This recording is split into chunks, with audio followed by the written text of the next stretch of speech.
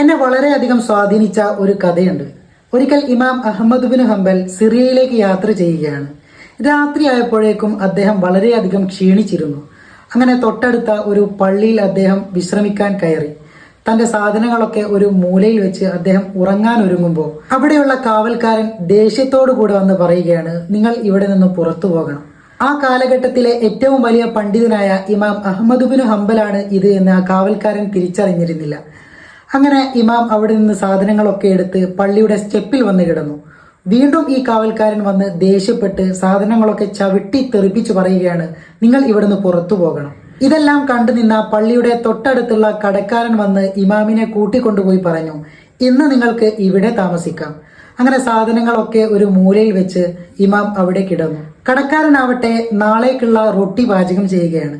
പക്ഷെ അതിനിടയിലൊക്കെ ഇദ്ദേഹം ഇസ്തിഗ്ഫാർ ഇങ്ങനെ ചൊല്ലിക്കൊണ്ടിരിക്കുന്നു. കുറെ നേരമായപ്പോൾ ഇമാം അഹമ്മദ് ബിൻ ഹംബൽ അദ്ദേഹത്തിന്റെ അടുത്ത് പോയി ചോദിച്ചു, എത്ര കാലമായി നിങ്ങൾ ഇത് തുടങ്ങിയിട്ട്? അങ്ങനെ അദ്ദേഹം പറഞ്ഞു, ഒരുപാട് കാലമായി ഞാൻ ഇസ്തിഗ്ഫാർ ചൊല്ലാൻ തുടങ്ങിയിട്ട്. ഇത് കാരണത്താൽ അള്ളാഹു താല എൻ്റെ എല്ലാ ആഗ്രഹങ്ങളും എൻ്റെ എല്ലാ പ്രാർത്ഥനകൾക്കും ഉത്തരം നൽകിയിട്ടുണ്ട്. പക്ഷേ ഒരു പ്രാർത്ഥന ഒഴികെ. അപ്പൊ ഇത് കേട്ടപ്പോൾ ഇമാമിന് ആകാംക്ഷയായി. അദ്ദേഹം ചോദിച്ചു, എന്താണ് ആ ഉത്തരം കിട്ടാത്ത പ്രാർത്ഥന?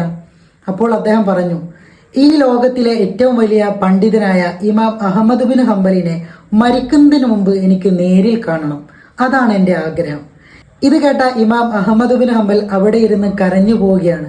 അങ്ങനെ അദ്ദേഹം പറയുകയാണ്, നിങ്ങളുടെ പ്രാർത്ഥനയ്ക്ക് ഉത്തരം തരാൻ വേണ്ടിയിട്ടാണ് ഈ പാതിരാത്രി പുറങ്കാലുകൊണ്ട് ചവിട്ടി അള്ളാഹു താല എന്നെ ഇവിടെ എത്തിച്ചത്.